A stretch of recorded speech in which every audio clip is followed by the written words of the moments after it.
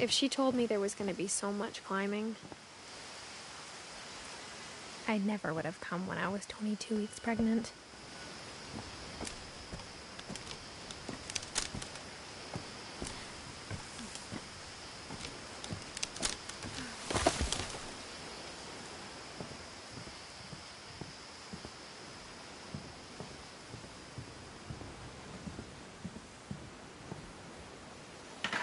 I never met Grandpa Sam, but I think he and my mom had a lot in common.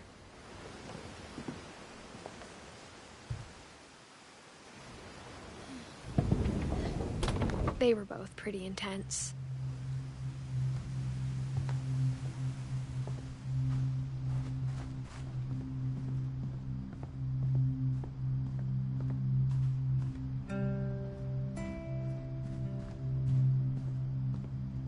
Instead of hiding from death, Sam seemed to go out of his way to meet it.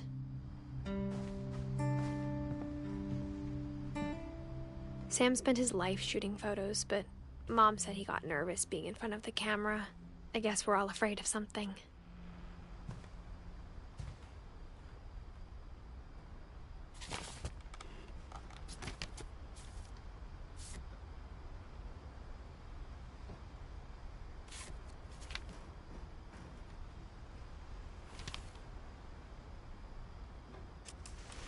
Dawn, I promise, you'll never forget this weekend.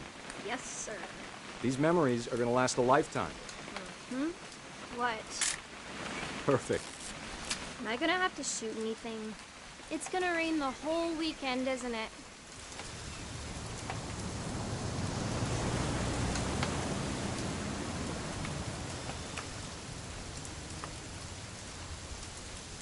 Please just take the damn picture. Hey, language.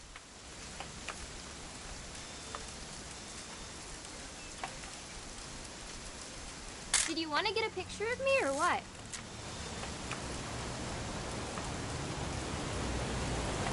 I will never forget this weekend, Dad. That's the spirit. Okay, got it. I'm gonna take some pictures, okay? Just be careful.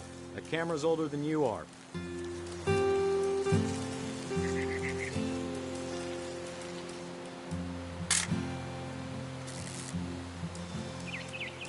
You're right, Dad. It's starting to clear up. Still freezing, though.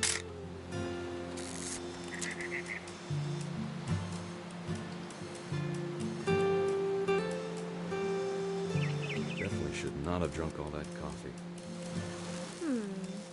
Hold still while I take a picture of you. I definitely... Hey!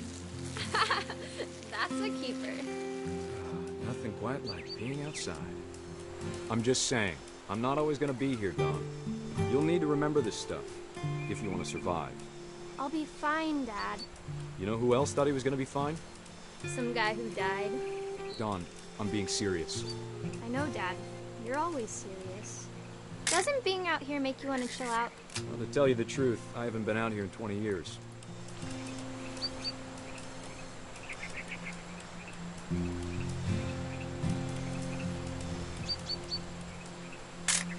Last time, Dawn, don't you think you could find something more interesting to photograph? Your grandpa Sven taught us how to fish, how to build a fire. We found an old logging trail. There were deer everywhere. I bet if I could remember where that trail was, we'd spot a buck for you in no time. Give me a minute to check the map.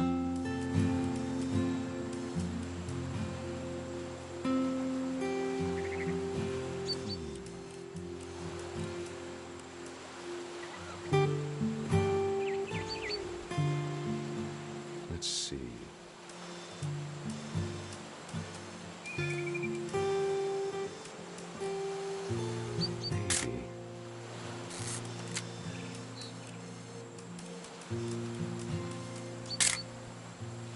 Was it?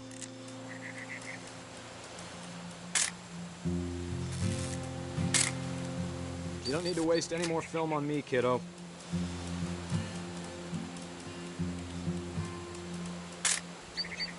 Could have been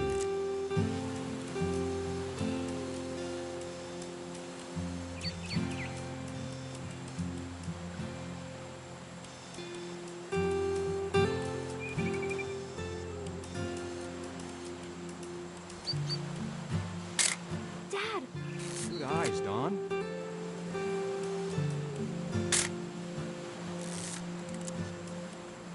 Before you take the shot, let me get a picture of it.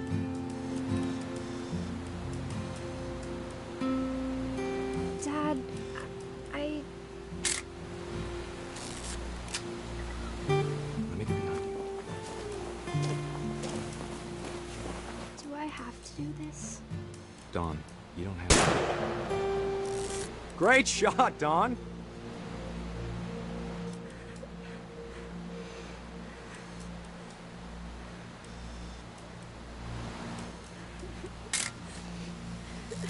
I'm proud of you, Dawn.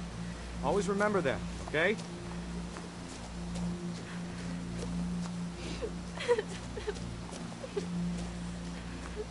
Dad, it's twitching. I think That's it's totally normal, Dawn. Just focus on the camera. Try not to think about— Dad!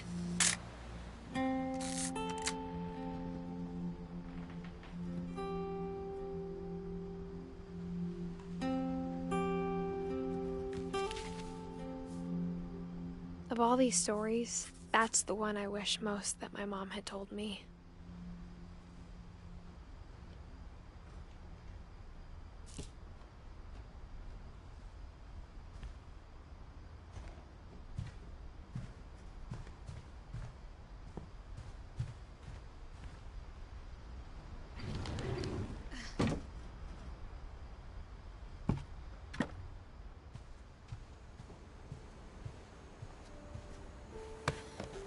After Sam died, my mom and Edie got really close. They'd both lost a lot.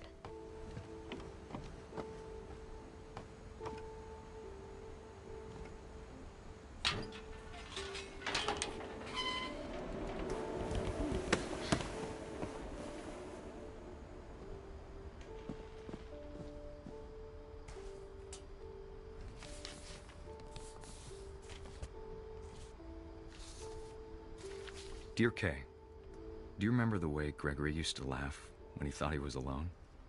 Like something funny was happening, but only he could see it.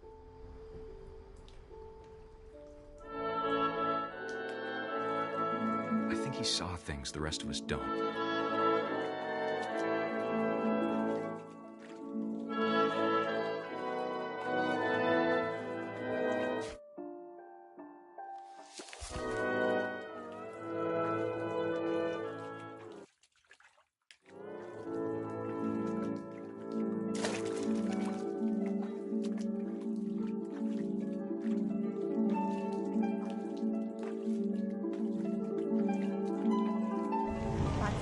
Gregory, it's time to... Hold on, sweetie. Hello? Sam, I told you I don't want to talk right now. I wonder what he saw.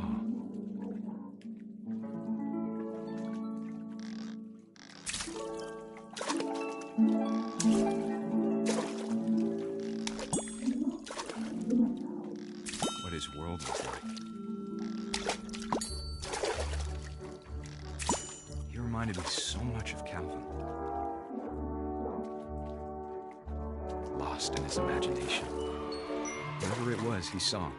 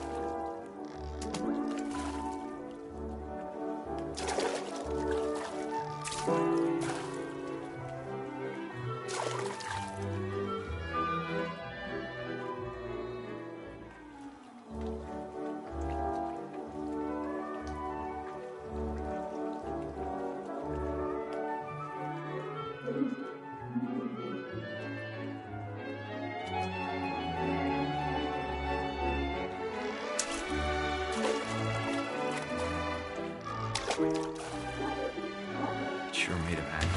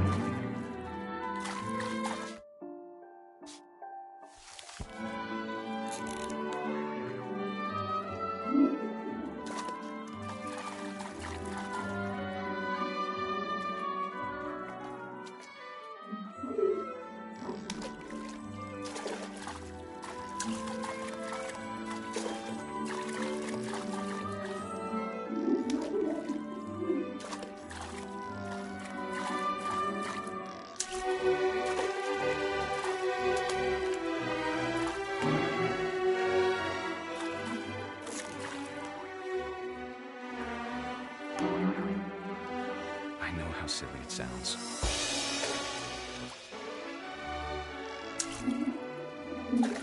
But I worried about a baby being too happy.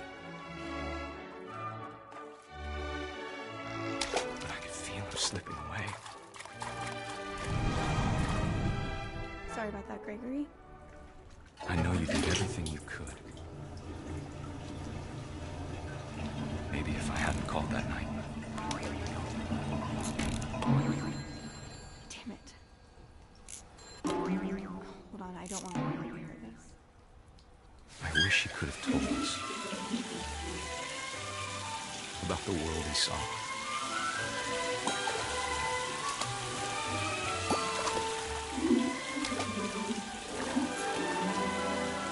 There's so much I don't understand about Gregory, about everything.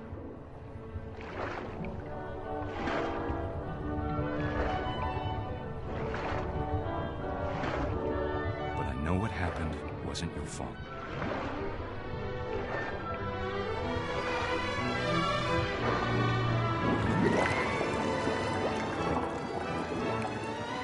I'm sure he's happy. And he'd want you to be happy too.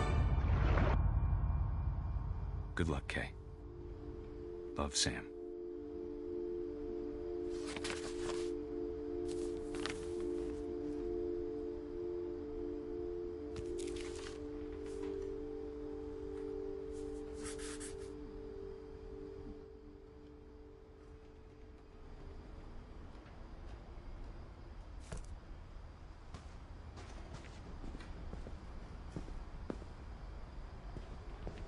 I can't imagine my mom ever writing poetry, and yet...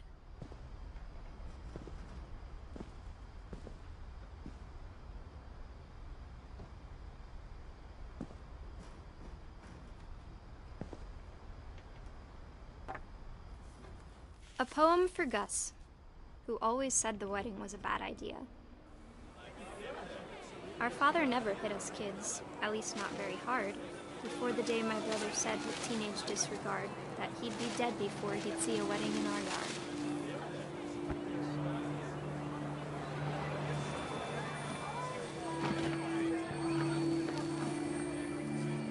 My father made him come, of course, but Gus stood far apart, just flew his kite and bottled up the storm inside his heart.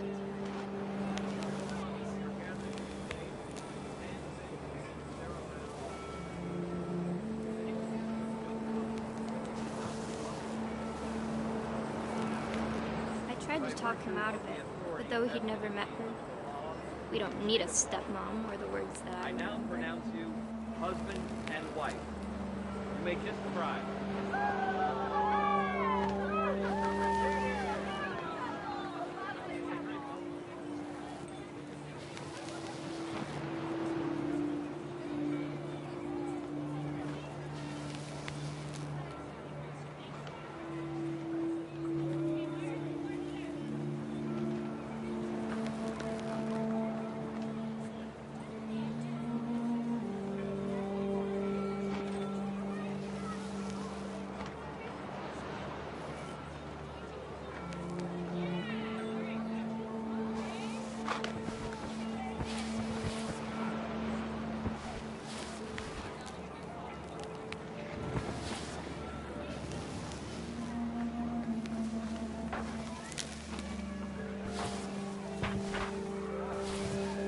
When the time for photos came, Dad ordered him to come here. But Gus declined, and as a sign held up his middle finger.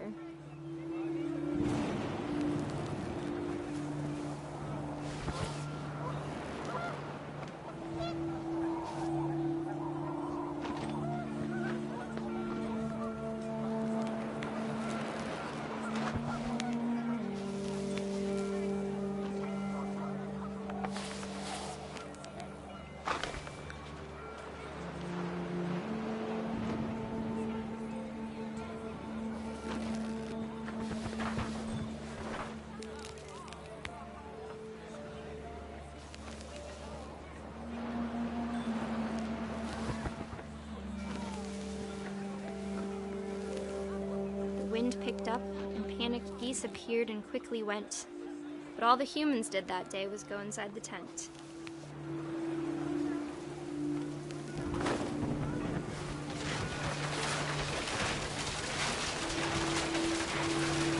The rain came down in buckets then, but no one seemed afraid that nature might destroy the tent our dad had crudely made.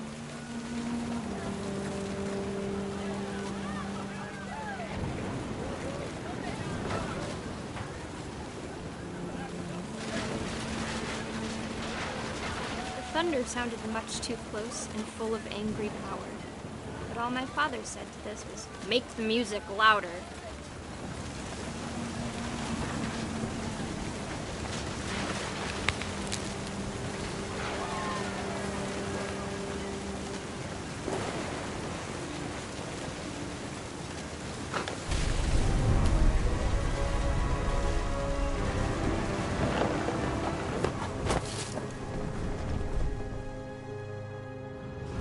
I wish that I could truly say I thought about you on that day.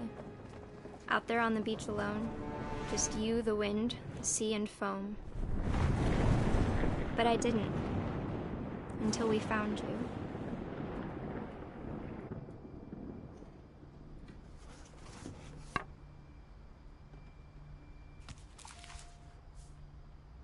She never talked about him, but Mom told me once if I was a boy, they were going to name me Gus.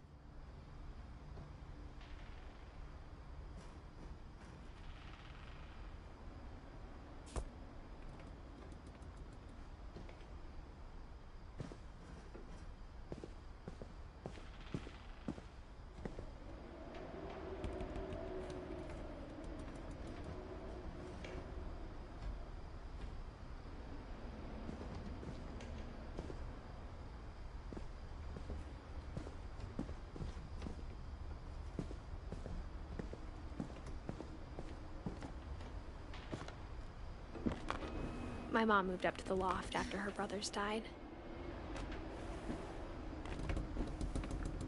At the time, it was as far away as she could get.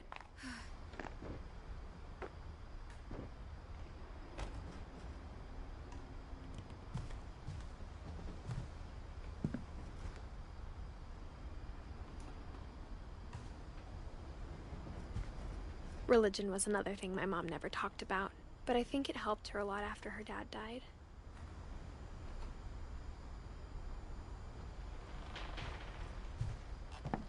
She spent a summer building houses in Calcutta, where she met my dad, Sanjay.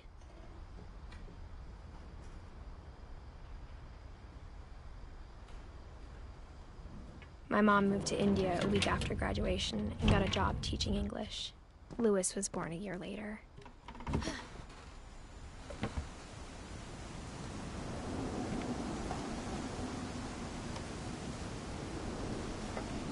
When my dad died, I don't think Mom knew where else to go. I'm sure Edie was happy to have her back.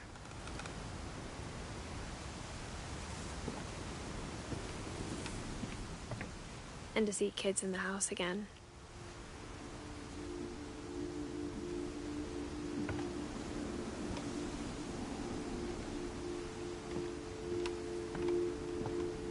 The house had to get a little bigger, but Edie was used to that. And for a while, things were good. Almost normal, but it didn't last. The beginning of the end was Milton's 10th birthday, when Edie gave him a castle.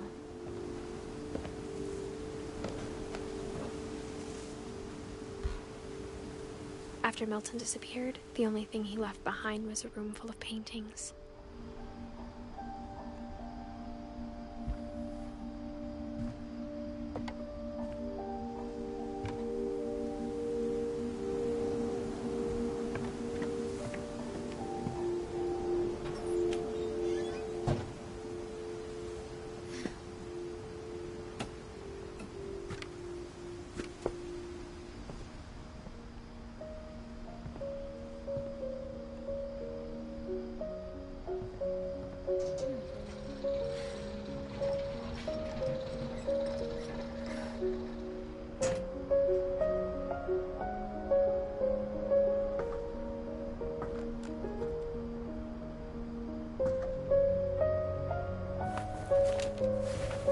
Milton Finch in The Magic Paintbrush.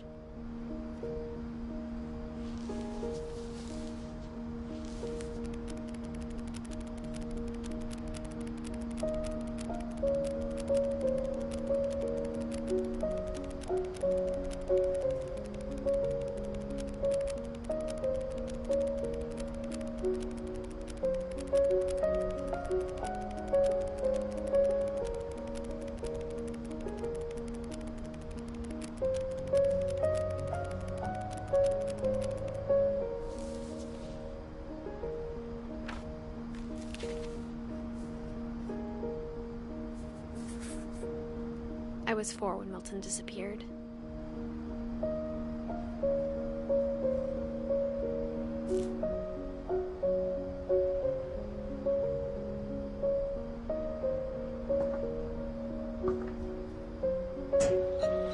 Mom spent months searching for my brother. Then she sealed the doors.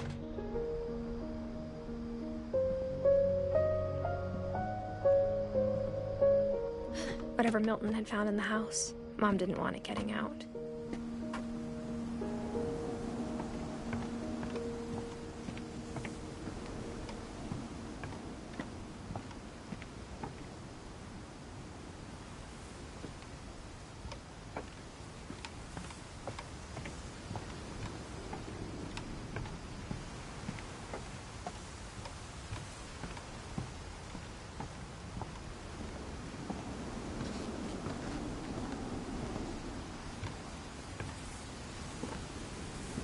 Mom definitely blamed Edie, but I think Louis blamed himself. After he graduated, he just spent more and more time in his room, until Mom got him a job at the cannery. Everyone always told me to stay out of Louis's room, except Louis.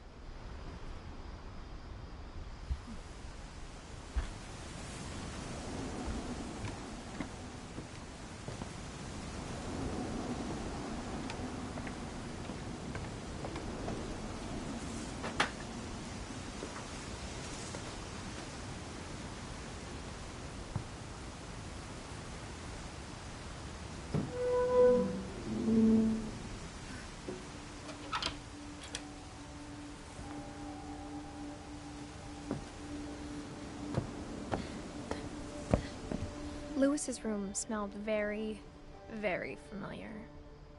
That part of him lived on.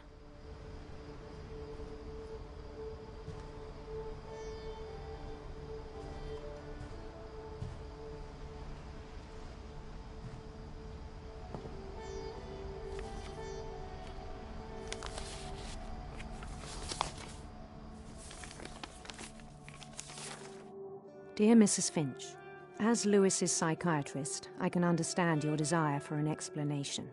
As I see it, the trouble began in January, shortly after we convinced your son to seek treatment for substance abuse. Newly sober, I believe Louis first noticed the monotony of his daily life.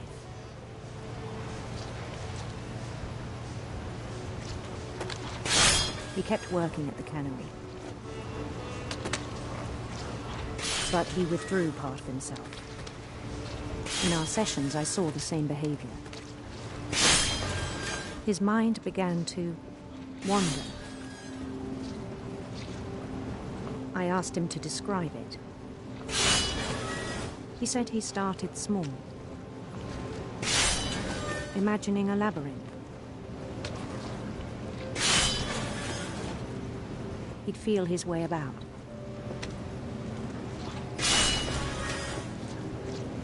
Then something moved. Bats. And toads.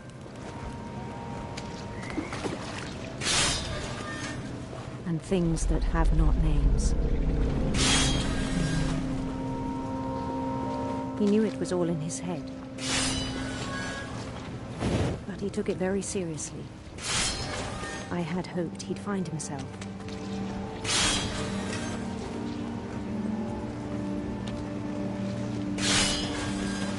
But he found something more.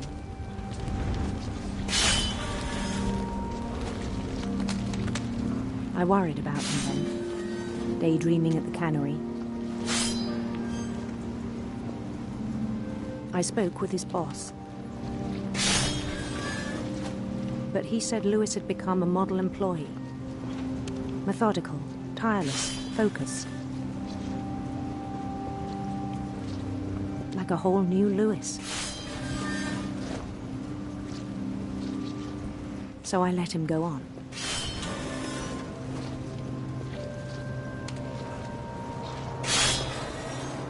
I even encouraged him. It seemed very promising at first. He told me he'd made a new friend.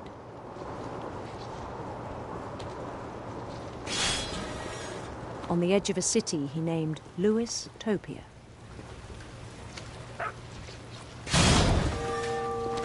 He built the city up slowly, brick by brick. Then he made musicians.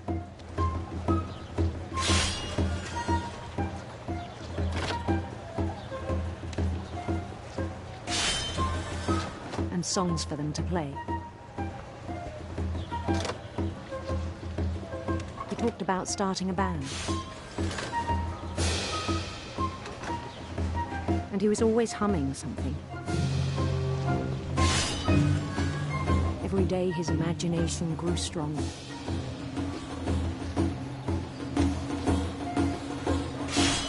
He no longer spoke at the cannery.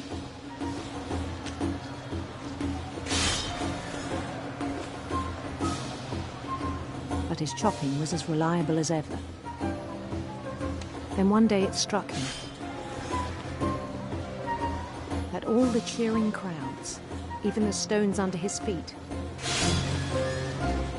were all in his imagination. So he could do whatever he wished.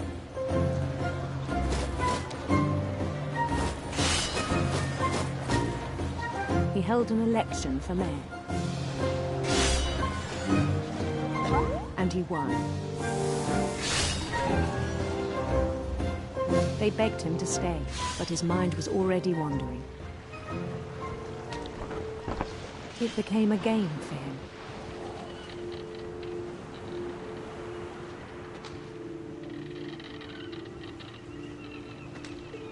He'd conquer a city, then immediately push on. New Louisville.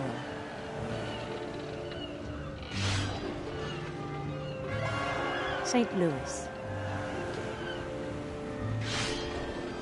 He started drifting away from our reality.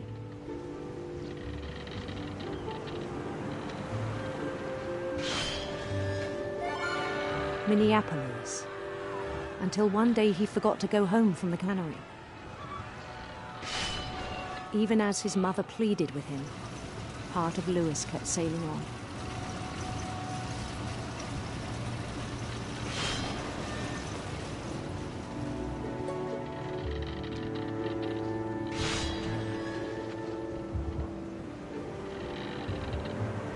In Lewisburg, he heard rumors of a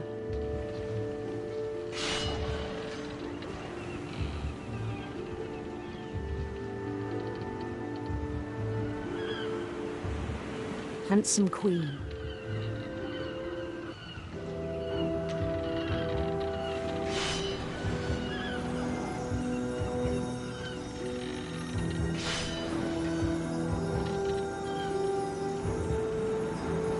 The queen was on her own quest for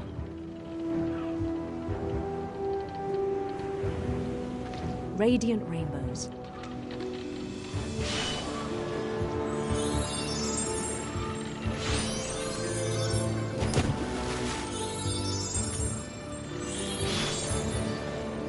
He followed the sound of her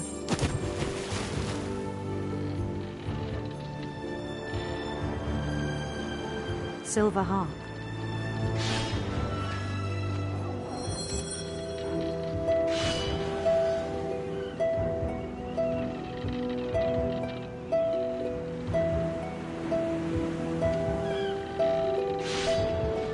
His chase led him to a golden palace east of the sun and west of the moon. Even then, his logic remained sound.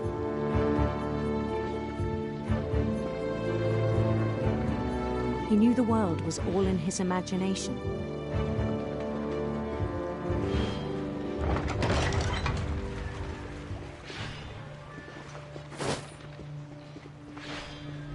But he was so proud of having created it.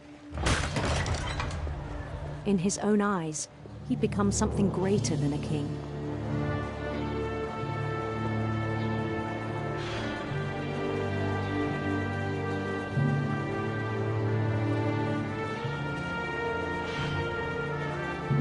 For someone who'd never known success in the real world, I think it was overwhelming.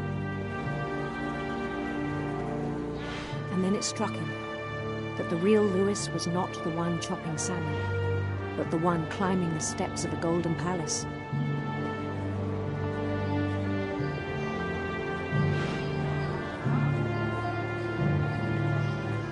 My imagination is as real as my body, he told me.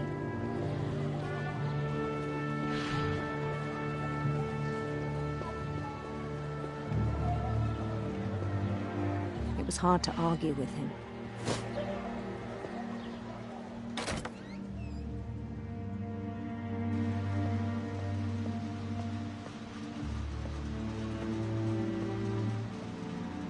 He began to forget the world we know.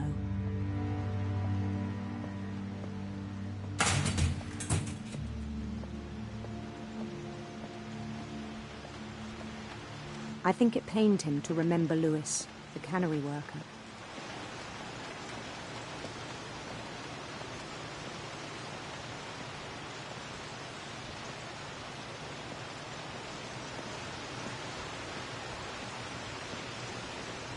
He began to despise the man with a royal contempt.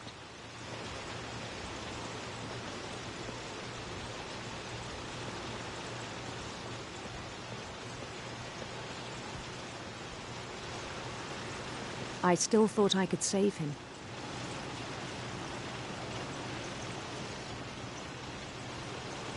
Even after he said he was being crowned king over all the lands of wonder.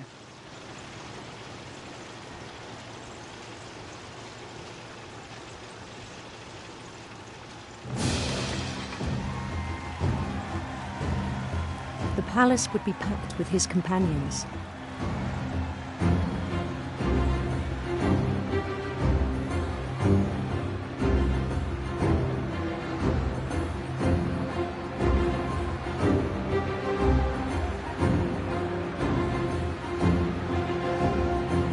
Including the wise Calico who'd insisted on advising him.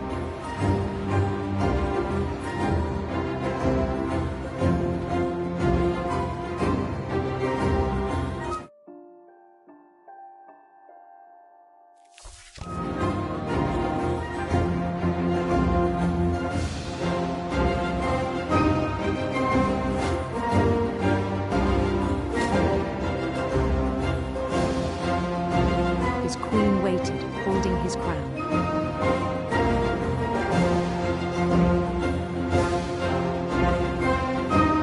There was only one thing left to do.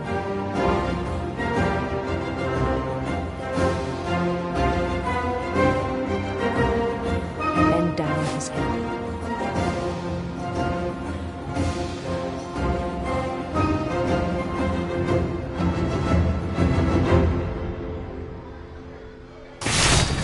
The rest I think you know. Mrs. Finch, your son was a kind man who will be missed by all of us who knew him.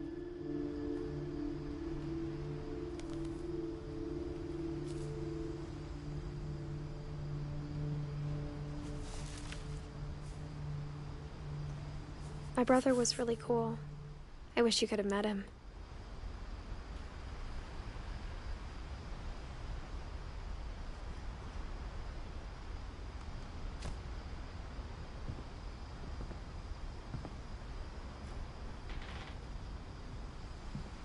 Lewis and I spent a lot of time playing games together, but he was surprisingly bad at them. He died a lot.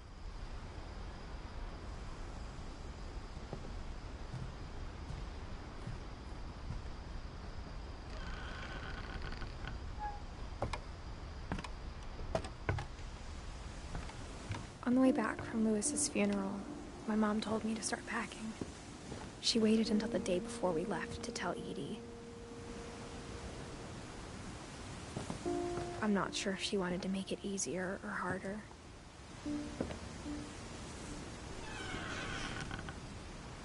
I wish we'd stayed. But I understand why we left.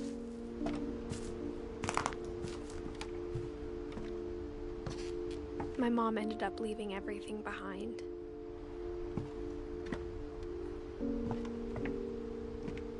What happened that night had been coming for a long time. Maybe it should have come sooner.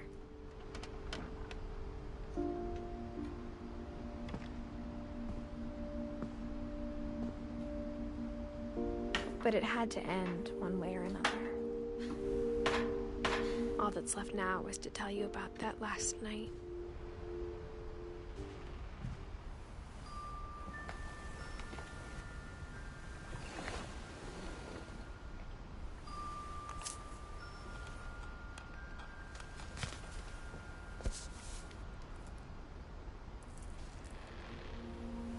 That whole last day, Edie just watched us pack and didn't say a word.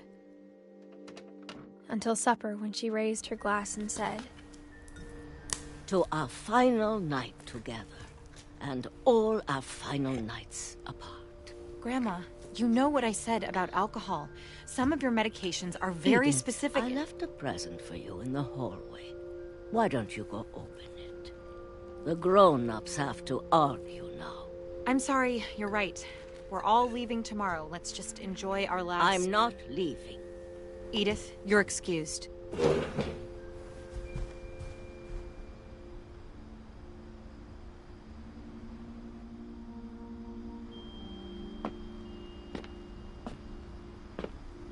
The power had been shut off that morning, but Edie always had plenty of candles. When my mom sealed the library, I don't think she knew about the other entrance. Or that Edie had a key to it.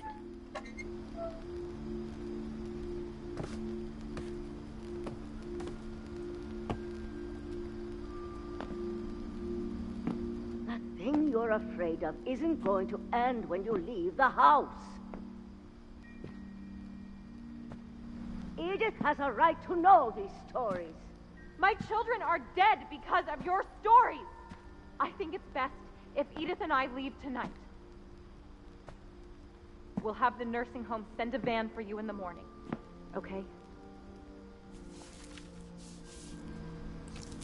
Dear Edith, there's so many stories I wish I could tell you, but there's only time for one.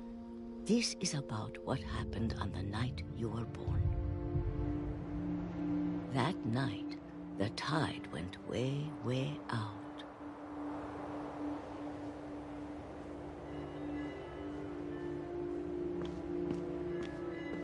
It was the first and last time I ever saw the old house aground.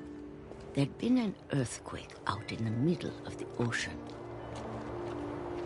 They called it the lowest tide in 1,000 years. God, it smelled awful. You know, I've seen that house every day of my life.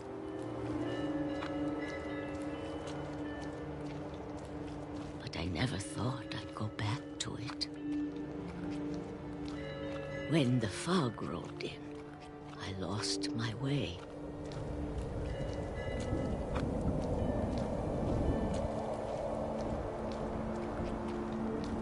I got turned around.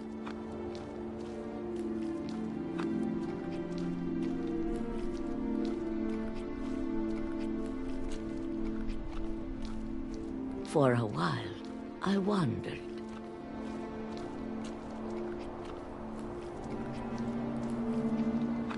I started seeing things.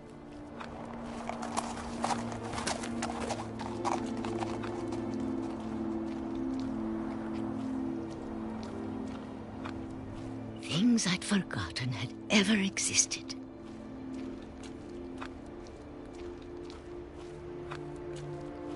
But when I saw them, they felt like old friends.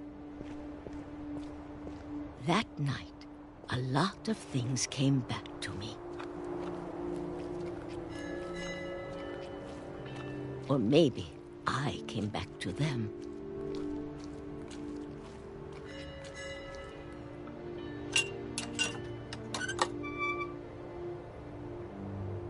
Things I can't explain, but that I need you to try and... Edith, what are you doing in here? It's mine. Edith! Mom, you're gonna rip it! Let go! I kicked and screamed, but Mom dragged me to the car.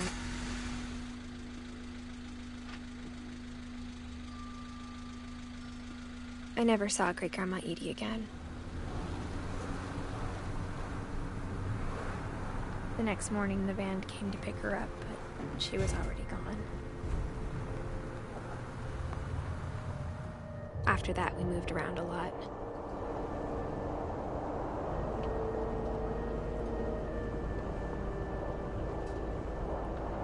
We both tried to make the best of it.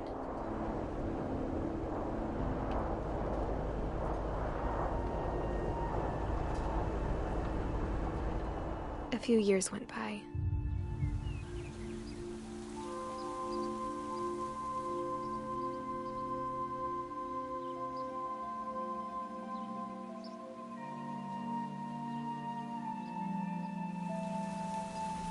My mom doesn't like to talk about it. But she started getting sick a lot. The rest happened pretty quickly.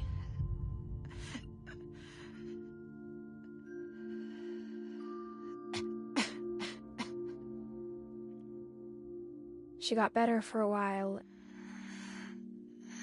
and then she didn't.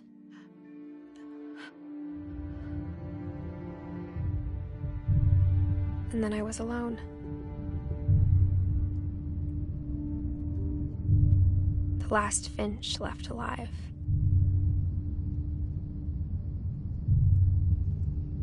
Until I found out about you.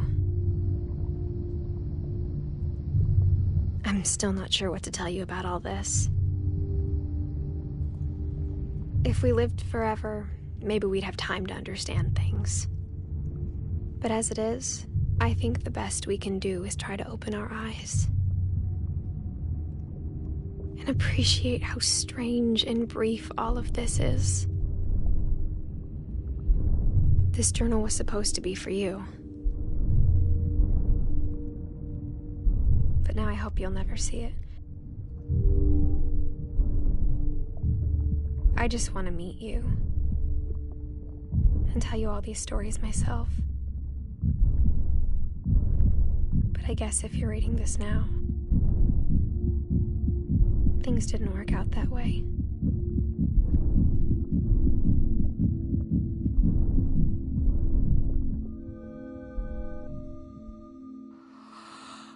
This is where your story begins. I'm sorry I won't be there to see it. It's a lot to ask, but I don't want you to be sad that I'm gone. I want you to be amazed that any of us ever had a chance to be here at all. Good luck.